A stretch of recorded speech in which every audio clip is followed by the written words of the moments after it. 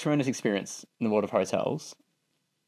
When someone experiences a luxury hotel for the first time, what do you hope they walk away feeling, not just thinking about that experience?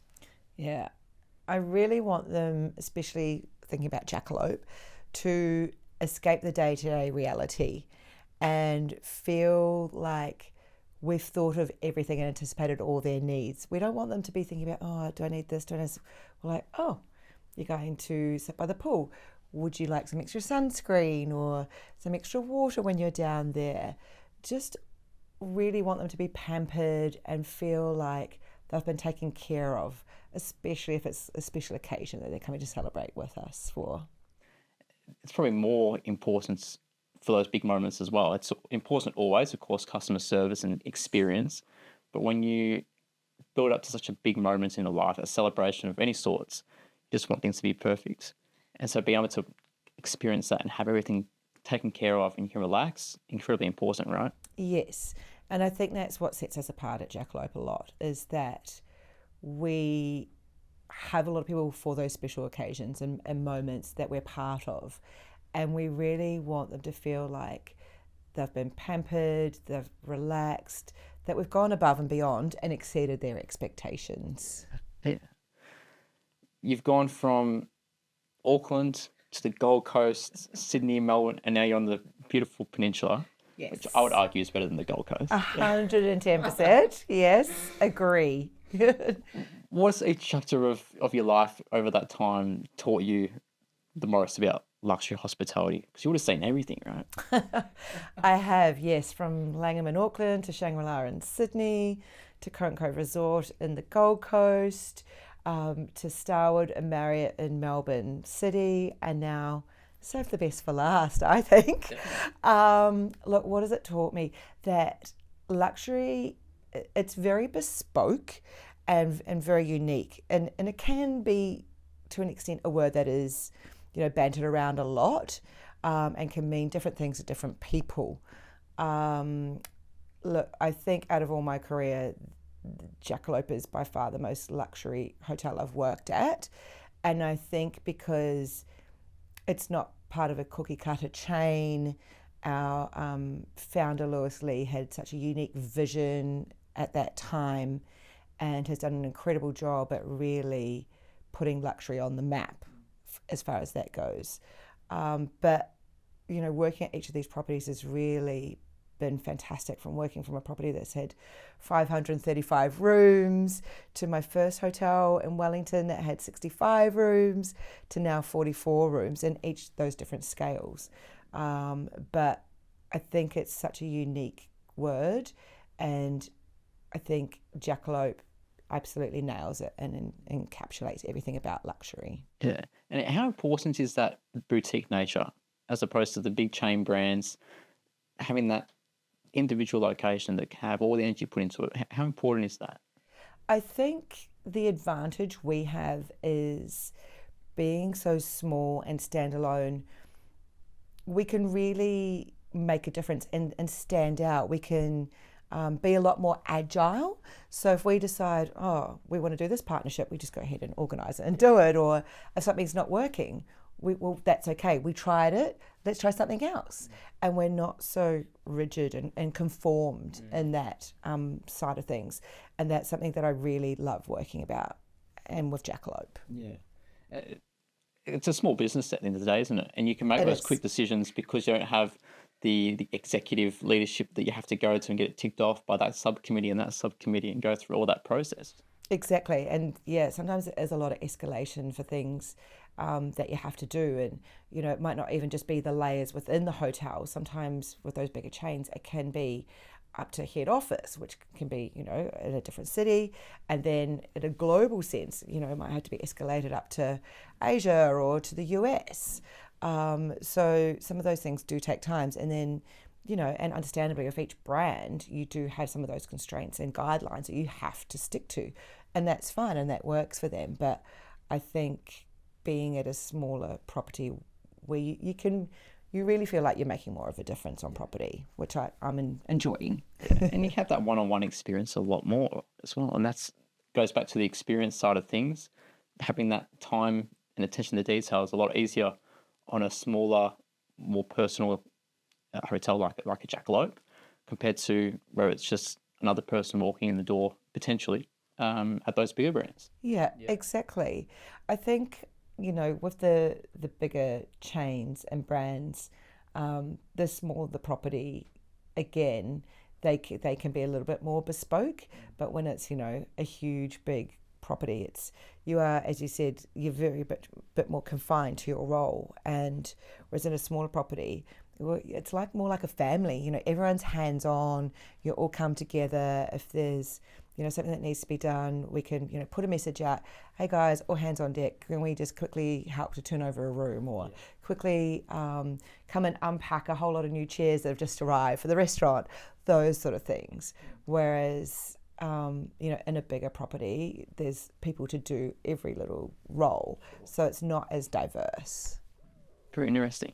It is. Early in your career, what made you think hotels are for me?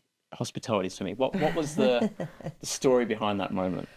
When I grew up, I wanted to be an air steward. And so I found out the best way to get into being a flighty was to work in hospitality. So I'd already done a bit of waitressing, and then I discovered that hotels are a good stance and, will help sort of bump you up as far as priority.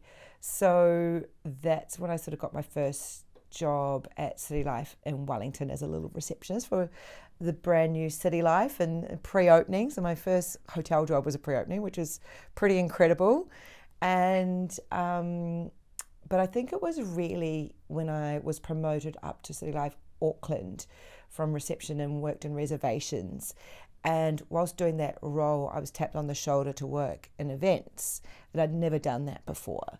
So I think that's when I kind of realised, wow, people see how passionate I am about the guest experience, about working with people, looking after the clients and the people who are booking, their travel agents, and that my experience can go above and beyond being out the back in an office looking after reservations. Yeah. So I think I then sort of realised, wow, I think, people appreciate and can see my passion, and it kind of opened the door, I suppose, to that side and doing a lot more than what I sort of thought I was just more of a front office person, and moving in a hotel from a front office department into a food and beverage department. So much more fun.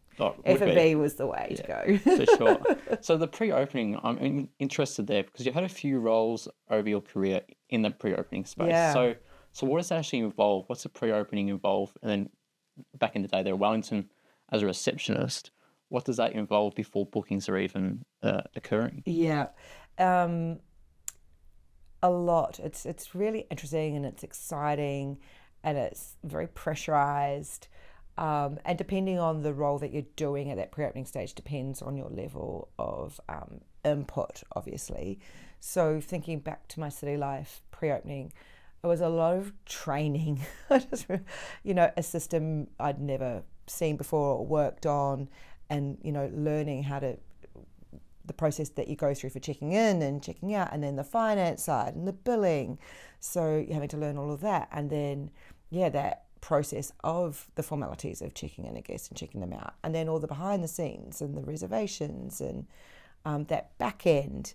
So it's very overwhelming and it's a lot to remember. And because you're on stage, right? Yeah. So especially in front office, whether you're having a bad day or things going on in your personal life, you have to leave that at the door and be that wow for that guest that's coming, that maybe they've had a rubbish day, and you're there to try and help forget that, make them feel welcome, and you want them to feel like they're coming home.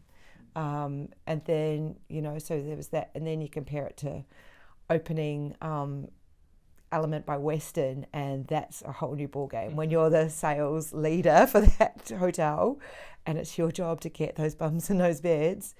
It's very consuming.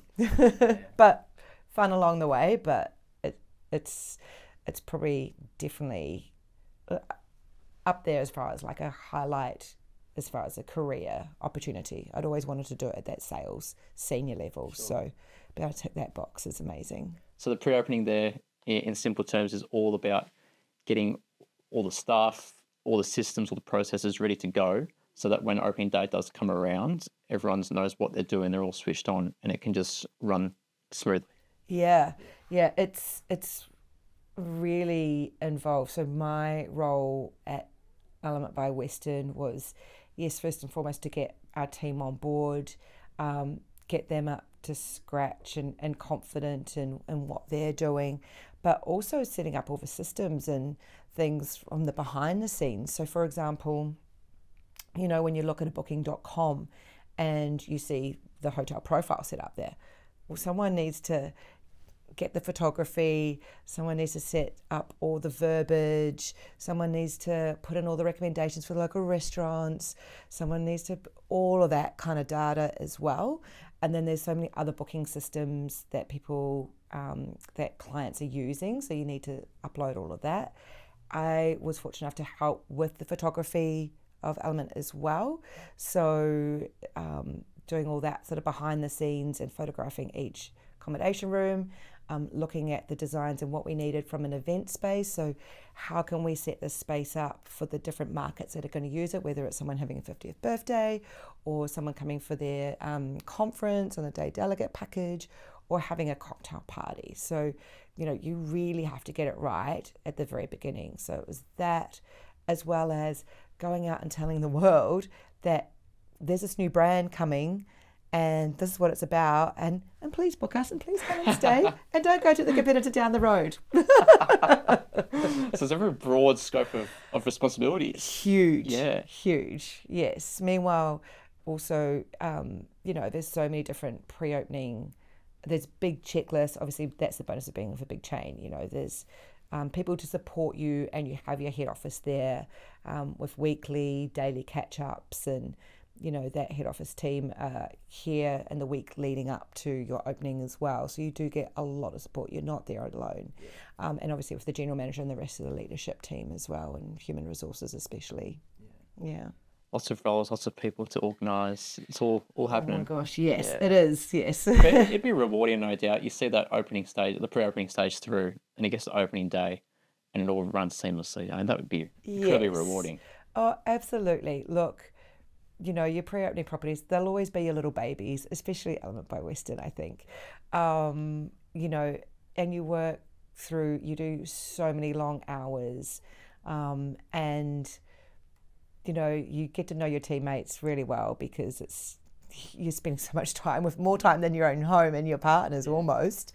And just, yeah, but you do look back on fun memories, and it'll always hold a special place. And I always love sort of seeing how well it's progressing and what they're doing in the marketplace. And I always like and cheering them on from the sidelines for sure. So that brand positioning, let's talk about that, because that would be a key part of that pre-opening stage, as you're saying. Come to us, don't go to somewhere else, right? So in that stage, what are those things that you're thinking of that are going to set you apart as a hotel compared to someone down the road? Yeah, so look, the benefit of working at Element by Western was we're the baby sister of the Western brand, which is, you know, very successful. The Western property in the city that I was working at previously is an institution and very strong branding, and people know and respect it. So being able to leverage off that and what that's all about really made a difference. So you could get the trust from your clients. They had consumer understanding, and the people that I was kind of working with, from travel agencies to corporate procurement managers to executive assistants, right? And I'd worked with most of them in my previous roles. So it's that trust, that relationship. And as I said, yes, the branding absolutely helps. And from that overarching branding, it's like the Marriott brand does have a good reputation and people know it and love it. So you're trying to leverage all of those basically. Yeah. And bring that all together to culminate to build that experience and the reputation that you will do just as good a job. If not better. If not better. And we were dog friendly as well, so that made a good difference. That does How can you not love coming to a dog friendly hotel? That's a huge difference because there's not many out there. No, It's well, it's interesting. growing. It is growing. It is growing. You'd be surprised how many, especially in the city, there are now. But that was something that was quite unique as well that I'd never sort of worked with. And it helped that I had a beautiful little puppy Staffy at the time too. So he was kind of like the mascot. So it was great. But it almost has to grow now because the airlines are allowing dogs to come onto flights. So if the dog's coming on the plane for the whole day, well, they've got to stay somewhere. So it's in the right interest of the hotels to start bringing that into their offerings. Exactly. And I think, there are some brands and hotels that are doing it really well. I love how Park Hyatt have done it. I mean, they've always had their, Mr. Walker, who's now retired, the beautiful golden lab who would always sit at the front of the hotel. And then they've gone that next mile and now they're like, well, yes, we are dog friendly because not only can you come and see, the beautiful golden retriever at the front, but we want you to also bring your dog. And as you know, throughout COVID, some people, bought dogs and have their little furry friends at home. And for people that, maybe don't have children, they are family. Yeah. And there's unfortunately a lot of dogs with anxiety these days too. So people can't leave their dogs at home, or it's not economical to get a dog sitter or have a family or friend member to look after that dog. And it's nice for you to share those experiences with your little furry friend. Yeah. I love it. Definitely. Agreed. COVID. That's going to be a scary word for hospitality. Oh my God, yes. The memories are flushing back, all the nightmares. Yes, the transition, the changes, personally, professionally, yes. So at the time you were with Elements, correct? Yes. And this was just after the opening. Yeah. So you've done all that work in the pre-opening, talk all that brand positioning, you've leveraged all of that, people are coming through the door, and then bang, 24 hours, everything changes. Oh my goodness. It was insane. Look, it was a challenging time for everybody. If you think about the owners of the Element, it was their first hotel and their first asset that they had invested in, and, very proud and excited and beautiful people to work for. And this incredible property had opened. I came on board in the January. We opened in the June of 2019, and then March 2020, it was so devastating because we were just on this perfect trajectory of, coming into the Australian Open. We had a really successful time, and we were really starting to see some great movement, and you could see that it was going to be a great successful property, and obviously all that was put on hold. So. It was devastating, but I was very fortunate that I was able to keep my job, and we would go into the property. Our hours all sort of got cut back, obviously, and we were going in, 5 times over a kind of 2-week period, look,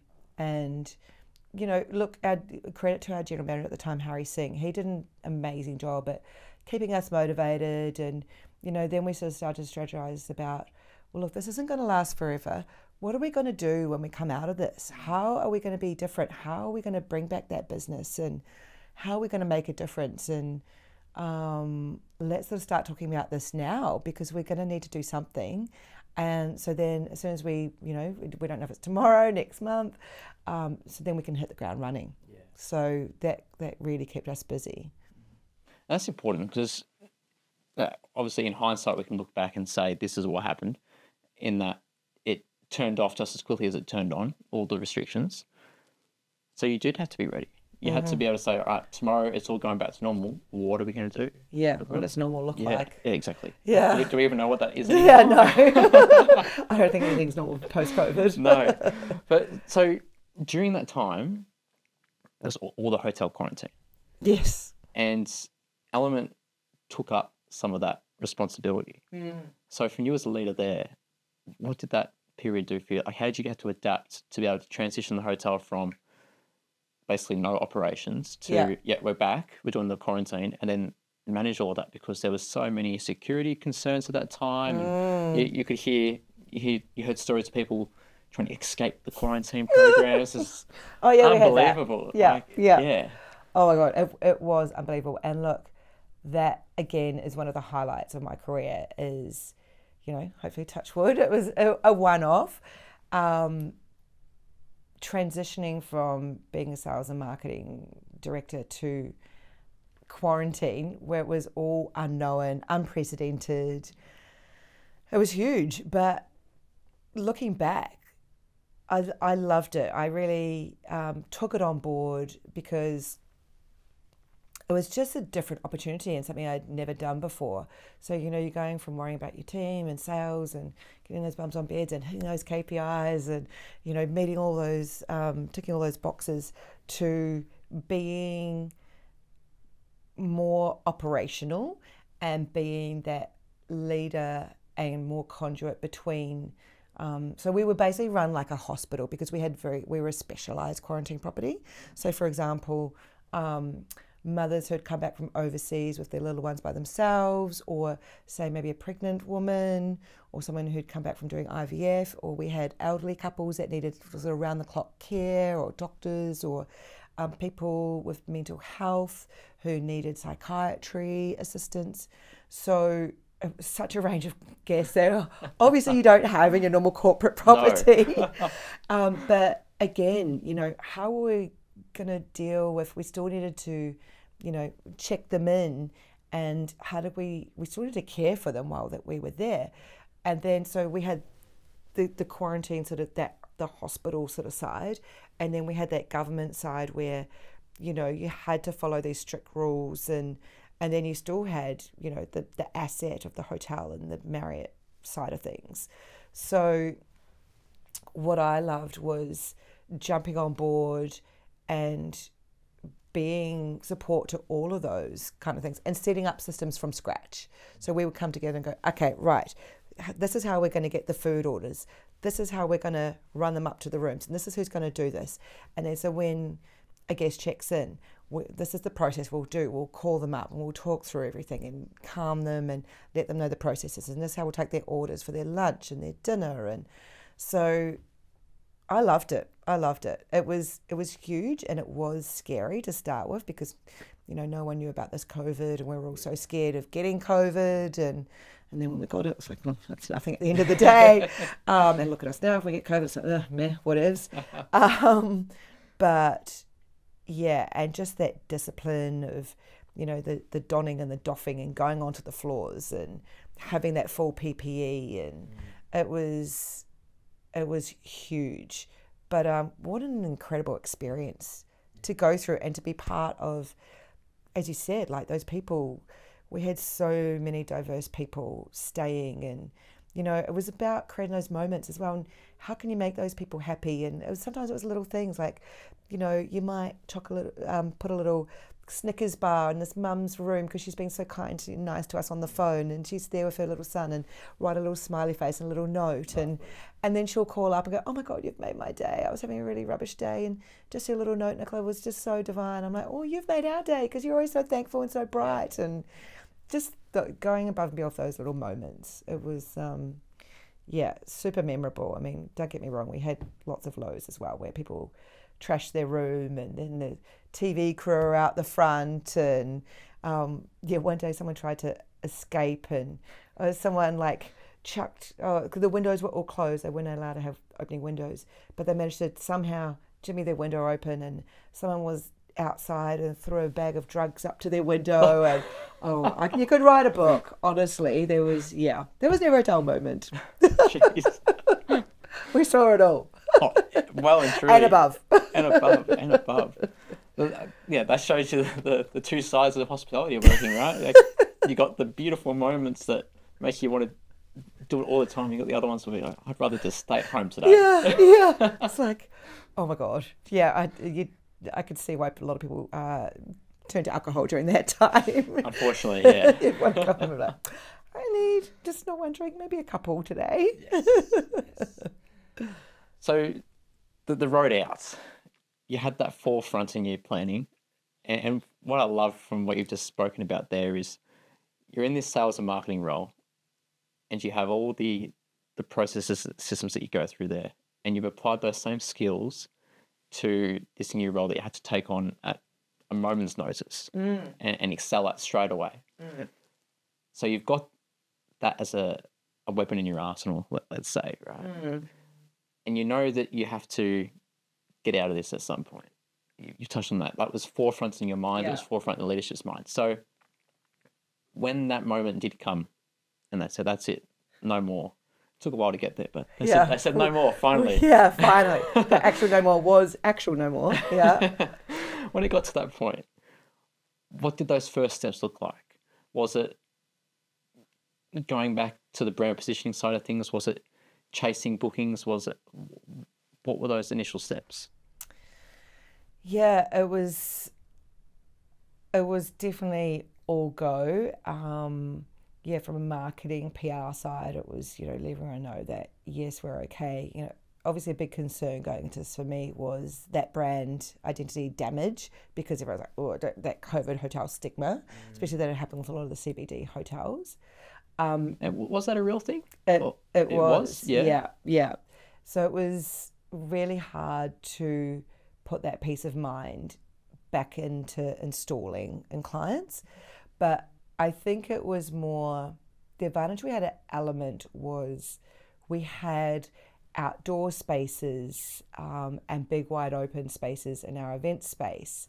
So from an event side of things, because I don't know if you remember, there was you could only have, a gathering of people if it was outside and only so many per square meter.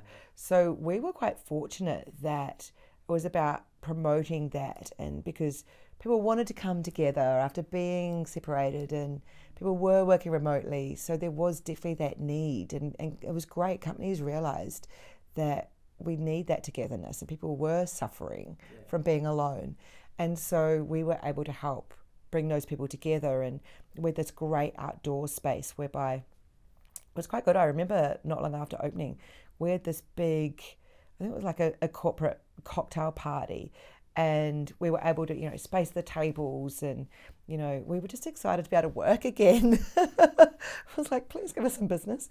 But it was also about leveraging those relationships, and luckily that we already had that trust, and we had been open, so people knew that, okay, we were adhering to the new government rules and regulations, and also the advantage of the hotel having those opening windows.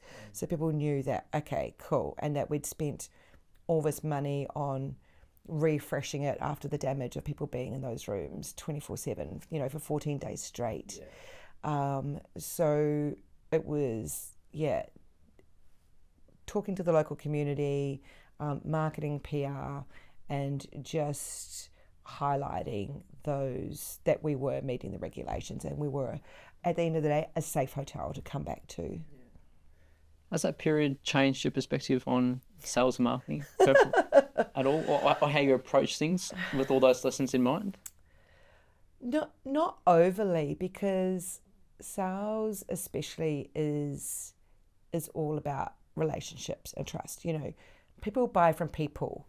You could have the most average product, and and I've seen it before, and I know of myself that if you go from property to property, and whether it's luxury or 4-star, 3-star, whatever, people will be loyal to you because they know that you're going to look after them, you're going to do a good job, you're going to be honest, you're going to get that proposal out in 24 hours because that's what you've always done.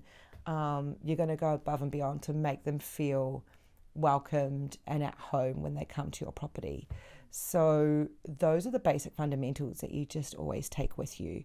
So it doesn't really change in that perspective. I mean, yes, it'll always be in my heart of that crazy time that was out of this world. But I do look back at it with fond memories, for sure. So Nicola, for those unfamiliar, how would you describe Jackalope? It's a stunning hotel set on a vineyard located only an hour south from Melbourne. Incredible setting with 44 accommodation rooms, 2 headed restaurants, and recently awarded 2 Michelin Keys, and with the most relaxing infinity pool, infrared sauna, and just a place where you just want to escape the day-to-day reality. Beautiful, beautiful. And it's in the heart of the peninsula. Uh, people know the peninsula. They think Sorrento, Rye, Mornington, Flinders. But I've been here my entire life, and I always say that area, Main Ridge, Red Hill, Arthur's Seat, St Merrick's, that little spot in the middle there, the hinterland as they call it, that's, I reckon, the most beautiful part of the peninsula. Mm-hmm. And you're right in the heart of it. I know. We're very fortunate. Thanks, Lewis Lee, our founder. You did good. So how would you say Jackalope differs from other properties of a similar calibre on the peninsula? It's a very unique offering in that we're very design and art led. So it's really not your average 5-star property compared to what else is down here. We have a great partnership with Lexus. So we have 2 hybrid Lexus cars where we can complimentary transfer any guest locally within 10 kilometres. We can go further afield for a cost, obviously. We support a lot of local producers with our minibar, so that's included in every stay. So, for example, we support Peninsula Nut Co. So we have a couple of their products, some savoury, some sweet, and we like to have a bit of fun as well. So we provide complimentary popcorn and ice cream. Lovely. So for those that want to just, Netflix and chill, it's the perfect kind of fun activity to do. I think those little things make us really unique and stand out. And as always, our staff and on our post-day surveys and Google reviews, that's one thing that stands out the most, that it's those unique characters or people that go above and beyond that you don't always get at every single property. And I think you really see the passion of our team when you come to stay, whether it's from, someone who's checking you in and wants to get to know you on a personal basis, to someone, delivering your room service and then coming back to deliver your popcorn and going, oh, would you like me to take that tray away for you? And all those little attention to detail things. The attention to details, that's always the most important part of any customer experience. So doesn't matter what industry, what type of business, the details are what matters the most. Yes, and I completely agree. And, it is also funny, those little details that are important to different people. So, for example, last year we recently went through all 44 rooms and upgraded brand new carpet and painted the walls. And the amount of feedback, and especially on our reviews that have come through about the carpet, is phenomenal. Like, yes, who doesn't love new carpet? But this carpet is extra special, and it's so fluffy and so beautiful. And so many people have commented, oh my gosh, I almost wanted to lie on the carpet for the night and not on the bed. Or we've had requests of, where did you get that carpet? We want to have it in our own home. So it can be something from the carpet to one of my personal little details that I love about the hotel is that heated flooring in the bathroom. Now that is a minor detail, but it is so nice. That is so luxe. And I think because it's not something that we all have in our homes and get to experience every single day. And it's just like, oh, so when I recently stayed, I was like shuffling on the carpet between that and the bathroom. Like, oh. I'll never forget, one guest told me her thing is she stayed numerous times, but she always has to lie down and have a starfish on the tiles because she loves the heated tiles so much, and take a photo to send to her family. I love it. It's great. It's just like you go to a restaurant and you order something that you don't cook at home, right? It's the same thing. Exactly. You want to experience something that's not a normality in your life. Yes. And that's what makes things memorable and stand out, right? Because if you did, then if you didn't want to experience these things, you'd never leave home. Exactly right. Yeah, we'll go to a restaurant or just stick in your same bed every night. Definitely. Exactly. And you've got an outdoor cinema as well. We and do. That, I had a look through in the research for this episode. I saw the list of movies coming up in March. And I was like, geez, I'm going to have to stay there at least half the month because there was some good picks on there. I know. Look, it's funny you bring that up. Today we have our media release. So We have some fabulous media coming to stay themselves and experiences that they feel comfortable going out and talking to it. So you will see a lot more in the media over the next couple of days before it launches on the 1st. Fantastic. Oh my goodness. Yeah, we launched it last year for the first time and it was really successful. Super fun. Again, no one else is doing it down on the peninsula.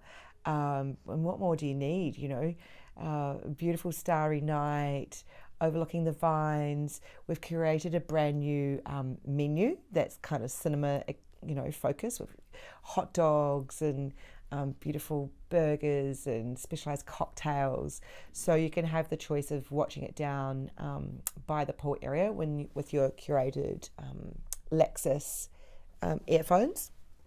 Or if you're fortunate enough to be staying in one of our beautiful vineyard view rooms, you can enjoy it from your terrace. Wow. Front and centre. So, yeah, super fun. Lovely. Very enticing, I can tell you that much.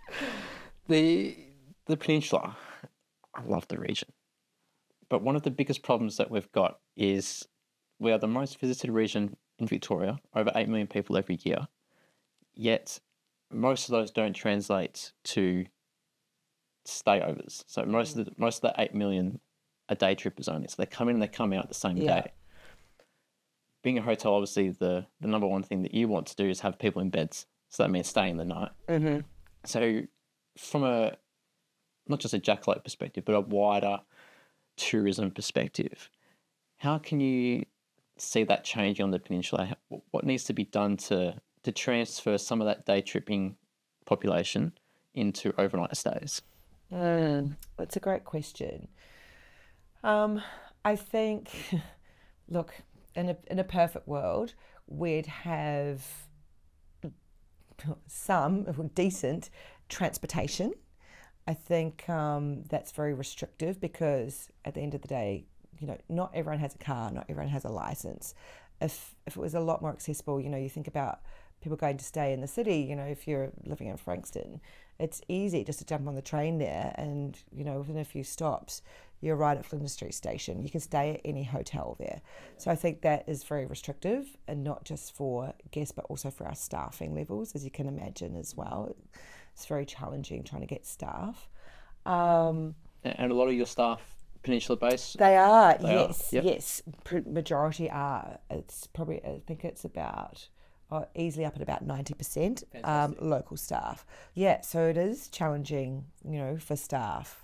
A lot of them are working at home, living at home, relying on mum and dad to drop them off or pick them up, or friends on the same shift.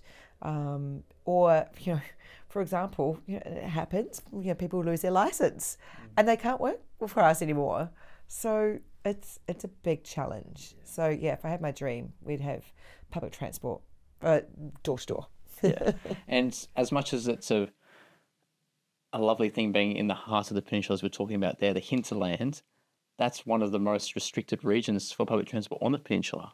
It's all going along Point Nepean Road, all the way along the Nepean Highway, but nothing really goes out into that region. It's all on the outside. Yeah. That's right. It's not ideal. And especially, Jackalope is a remote, in a certain sense, property.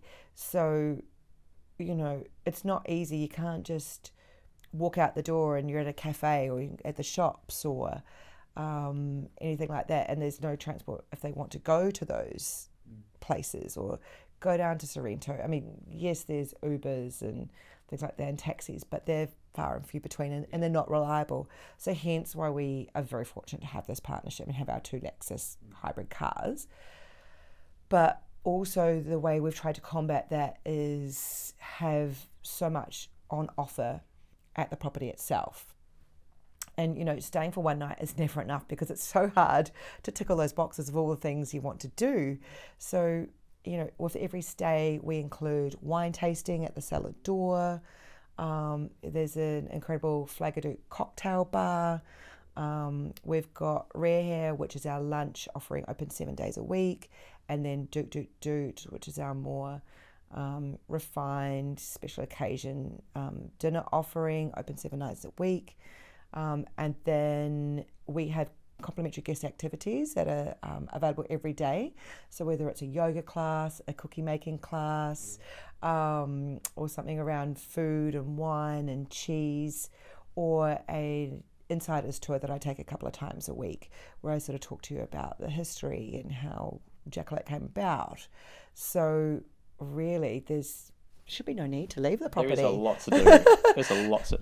That's probably not even a week, isn't enough time there. Exactly. You have to say a couple of weeks. Hence why people they just don't want to leave after a couple of nights. No. And then you go lie on the carpet and the tiles That's afterwards. right. Oh, that's beautiful. What do you see coming in the next few years for Jackalope? Is there a desire to add even more experiences there? Look, we can always improve. There's so many different things that we'd love to do. Obviously, budget is sometimes a cruel word. Look, we have a spa on site as well. We'd love to make that more of a dedicated, unique space in itself. When you go to some properties, it's almost like a standalone, and you go in and there's this beautiful reception and you just feel relaxed as soon as you go through. Ours is not that kind of same experience, but just to take it to that next level, that would be incredible.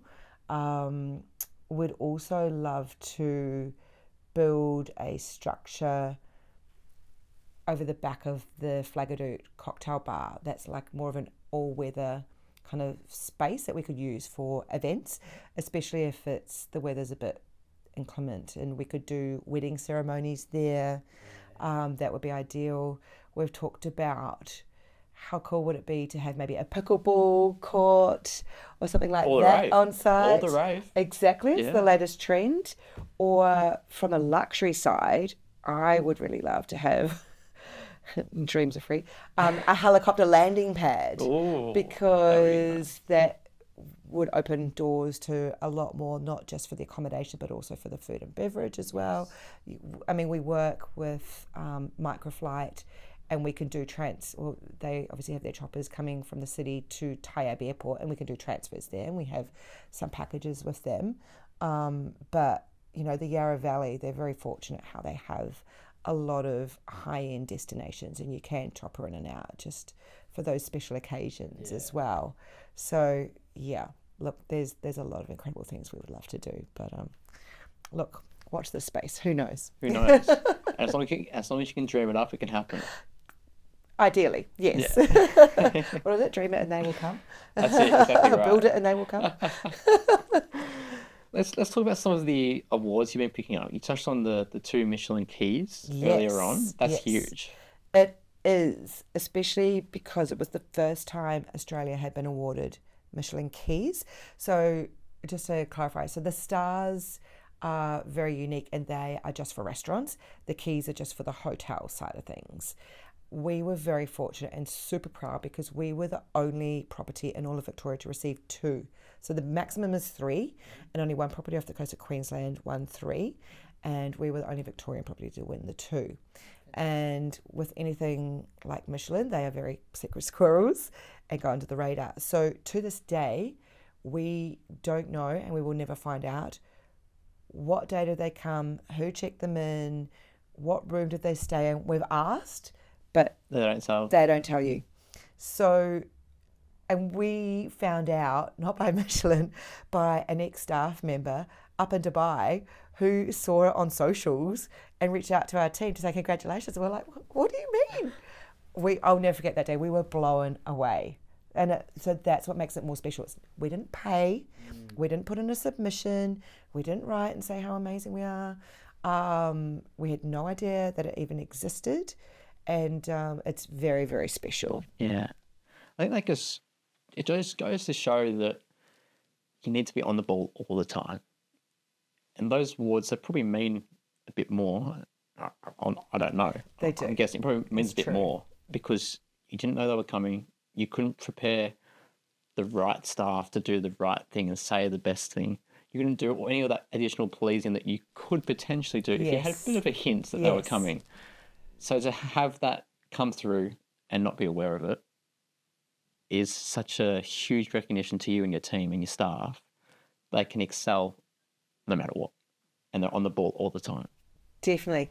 And yeah, you nailed it as far as it's really that consistency, right? And we all have our good and bad days, but to know that everyone pulled together, you know, they would have encountered so many different staff and so many experiences, and to know that everyone did their job to their best as they do every day, then it's, yeah, super, super proud. It's, yeah, and you don't really train for that. I mean, you're used to training the fundamentals and the basics, and working with staff on those, but to get to that level, and that's unfortunately, it is a downside that you don't get to know when they say it or who they do, because we would love to celebrate those staff that they encountered. Yeah, that's a brilliant point. Like that's the only disappointing part. Like, oh my God, who was that amazing person at reception, and who was that incredible person that maybe helped them with their luggage or went to their rooms or that they encountered. Like, what an incredible job they did, you know? But it's so lovely to know that this is the sort of service that we give to anybody and everybody. You don't have to be a VIP. You are just, this is the everyday service we provide. Yeah. That's very special. Definitely incredibly special. Yeah. Did you celebrate with your team at least? We as did. Collective? Yes. Yeah, yes. Thanks for reminding me about that. We did. We had an incredible year last year. We won numerous awards, but that was by far the pinnacle. And it was so fun to celebrate with all the different departments. So we did, rather than doing one big gathering because each department's so busy and on their different timelines. So what we did from a unique aspect was the leadership team celebrated with each department. So for the breakfast team, for example, you know, we had little mimosas and pastries with them afterwards. For front office, we had bubbles and cake. And the food and beverage team, the head chef, him and his team created the most incredible like chef's hats and Michelin Key kind of cakes. Lovely. To celebrate. It was so fun. It was really good. So yeah, we took photos and congratulated everybody personally. So it was nice to be able to do that. Definitely. Yeah. So there's a certain visual that screams luxury when you see it. Jumped onto the Jackalope website the past week to find out as much as I could about the hotel and the property, and the visuals there are absolutely stunning, right? Slow movements, but they have a lot of feeling in them, a lot of energy still, despite being very still. Lots of shadows, lighting directing you to where you need to be looking. And I'm looking at that from someone that does video myself, right? Yes, so I know what I'm kind of looking at in that nature, but from a customer perspective, I'm still looking at and I'm thinking, yeah, that screams luxury. Yes. So when you're doing your marketing, you've been involved with photography previously, other hotels. What are those kind of things that you're looking for, tick in the box to say, yeah, that's luxury for us? I think, in all honesty, it's not really about that luxury that we're focusing on. It's more for us that experience. So we don't want to be ostentatious or over the top. We want you to feel comfortable, to feel like it's not going to be too much that you're like, you know, you can't relax while you're there. I think it's more about showcasing, you know, so we have this incredible narrative at the hotel, and that's based on alchemy. So we really want you to try and understand that narrative and that, to a certain degree, the theme that we have. So a classic example is when you go into Flaggadoo Cocktail Bar, that represents the first stage of alchemy, which is distillation. So we want you to feel like you're in the chemist's workshop. So, you know, alchemy is all loosely based on the medieval practice of turning everyday items into gold, which is the Midas touch. Right. So hence when you go into Flaggadoo, you'll see that neon lighting, the beautiful glass vessels behind the bar there. There's curated artwork by some local artists, as well as like a chemistry light by Ralph Sachs in the window. And then you go on to Doot, our Hearted restaurant, and there's a 10,000 globe chandelier. We want you to feel like that represents the fermenting and bubbling of that winemaking process. So it's all these different stages that we want to evoke those different unique feelings and getting back to that escaping the day-to-day reality. So it's really focusing on those things as opposed to luxury. We've never really set out to be that luxury high-end property. It's not really what we're about. It's more that storytelling, uniqueness, and feel for the property when you come to stay, or just come for dinner or a drink. Yeah, feeling plays such a pivotal role in any marketing, doesn't it? It does. It's crucial, especially the digital side in this day and age. It's changed a lot over the years. So what you've spoken about there is the in-person experience and being in the restaurants and at the property and experiencing the alchemy there and all that coming through, right? Yes. And that's the in-person experience. Right. So how do you translate those feelings across to a digital world, the booking platform, for example, booking.com? Someone's looking at the property. How do you translate that through, whether it be the wording that you use, the verbs, the captions, the imagery? How do you translate that feeling across and make them feel that before they actually experience it in person, build that FOMO, if you like? Yeah. Great question. I think it is all about creating that anticipation, and that expectation, so that they know what they're going to experience. So, we really want to provoke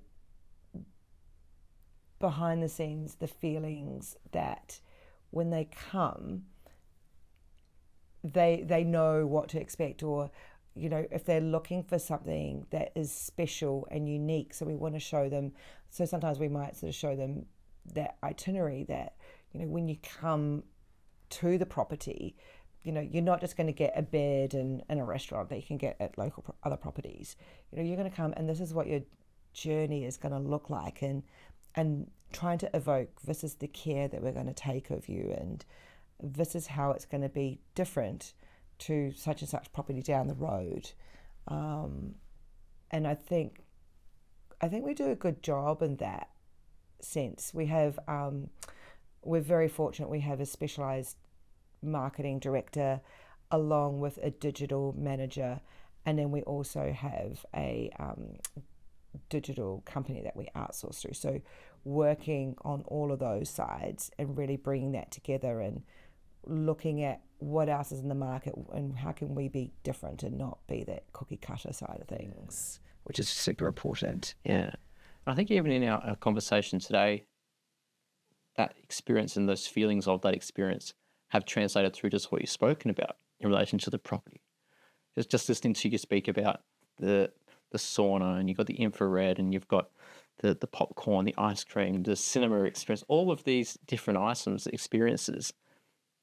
Just speaking about them and describing what that's like for a guest, that's translated some of those feelings that you just spoke about before as well. So It's all coming through all facets of it. Yeah, absolutely. Yeah. It's and that's something that we're super proud of as well. That every year we kind of go, okay, well, what's worked, what hasn't, and what can we do that is also going to support the peninsula as well. That's also paramount. And we see ourselves not just trying to bring business into the property. We work so closely with so many other collaborations.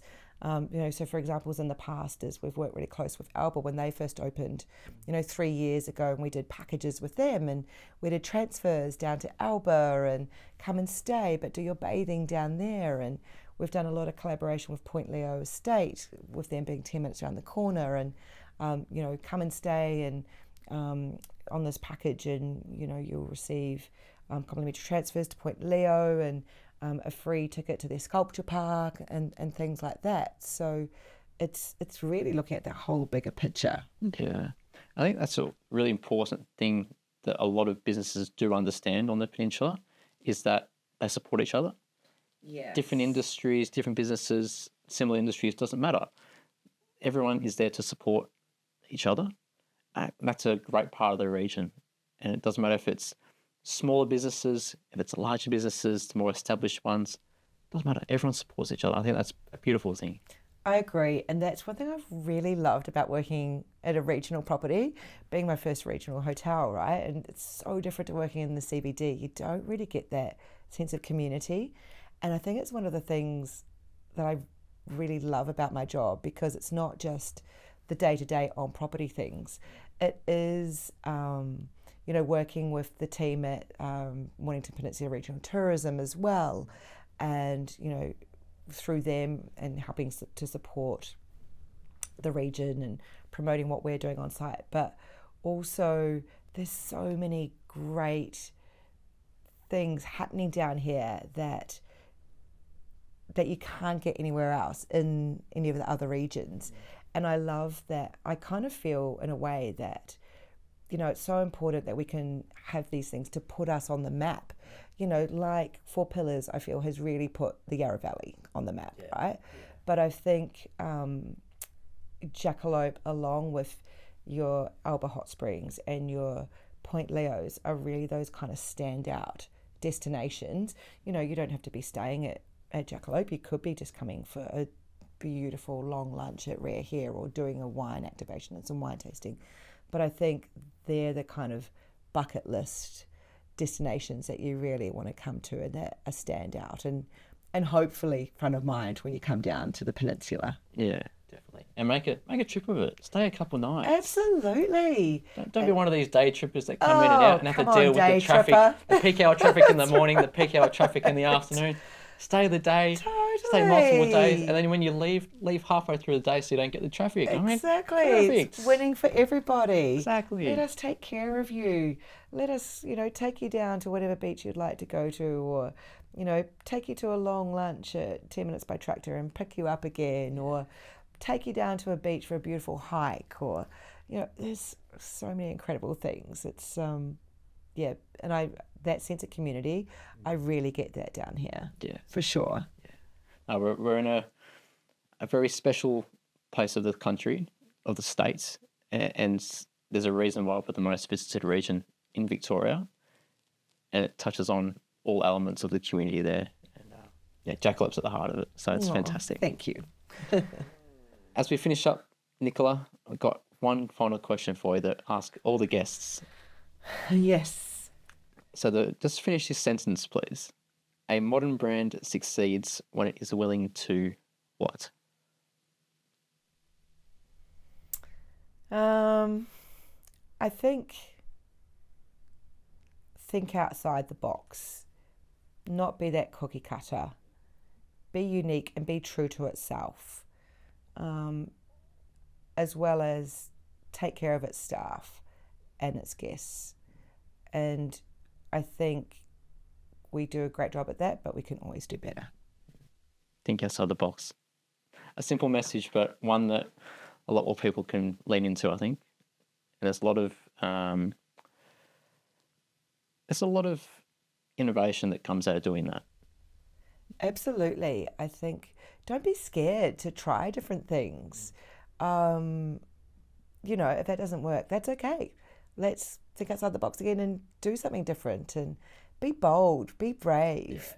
I think that's one thing that we do learn a lot from our founder. I mean, Lewis had this vision, right?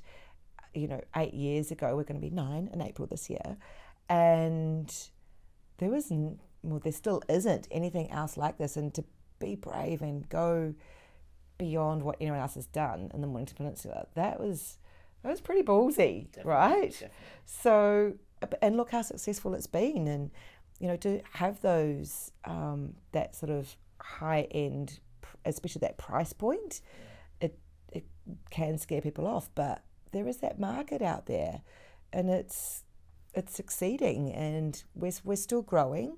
It's very challenging being a standalone property that you don't have, a huge amount of global properties or support people everywhere to send you those opportunities and those business leads. But we're chipping away and doing things differently and pushing ourselves to be unique. And it's wonderful. So 9 in April and the Big 10 next year. Nicola, it's been fantastic. I've thoroughly enjoyed learning a bit more about your career, your time from Auckland all the way through to now on the peninsula, and Michelin Keys for Jackalope, mate. Fantastic for the region. Congratulations. Thank you so much. I've really enjoyed this and had so much fun, and wish you all the best with everything that you're doing too. Thank you. Cheers.